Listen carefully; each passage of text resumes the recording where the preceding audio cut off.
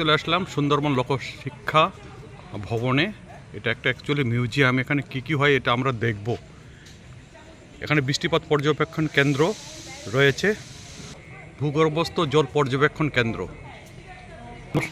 আমাদের এই যে প্রকল্প আমরা করছি water adaptation to climate change in Sundarban, এটা মূলত আমরা সুন্দরবনে আমরা সবাই জানি বিপর্যয় মানে প্রচুর বিপর্যয়, সাইক্লোন, বন্যা এগুলো ঘটছে এবং সাইক্লোনের ফলে যখন টাইডাল সার্জ হচ্ছে আমাদের বাঁধগুলো খুব দুর্বল, বাঁধ ভেঙে মানে লবণাক্ত জল ভেতরে ঢুকছে।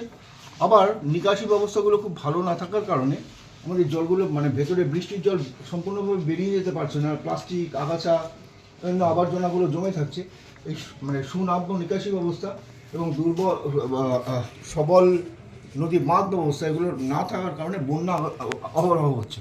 এবং আমাদের এই যে 3 মাস, জানুয়ারি, ফেব্রুয়ারি, মার্চ, এপ্রিলের প্রায় গোড়ার কাছাকাছি যে এই মাটির নিচে জল তুলে যে ইরিগেশন করা হয়, ভৌম জলে যে আমরা বড় চাষ করি ধানের জন্য, এর ফলে প্রচুর মাটির নিচে জল বেরিয়ে যাচ্ছে। ওই সময় না দেখতে পাই আমরা কিছু কিছু টিউবওয়েল একদম ড্রাই হয়ে যায়, হ্যান্ডপাম্প থেকে জল পান না, ওয়াটার লেভেল ভীষণ ডাউন, খুব ডাউন হয়ে যাচ্ছে। এবং সেই কারণে এখানে অনেকগুলো টিউবওয়েল শুকিয়ে যায়, কিছু কিছু টিউবওয়েল পার্মানেন্টলি শুকিয়ে গেছে।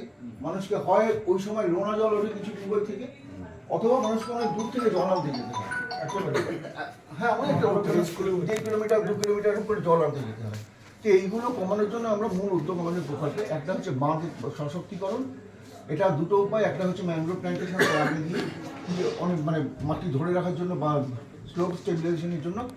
আর একটা হচ্ছে যে এই আমরা অ্যাডভোকেসি করি গ্রাম পঞ্চায়েত, ইরিগেশন ডিপার্টমেন্ট এগুলির সঙ্গে, যাতে এগুলো সশক্তিকরণ করা হয়। আইলার এমব্যাঙ্কমেন্ট বলে যেগুলোকে, অর্থাৎ এই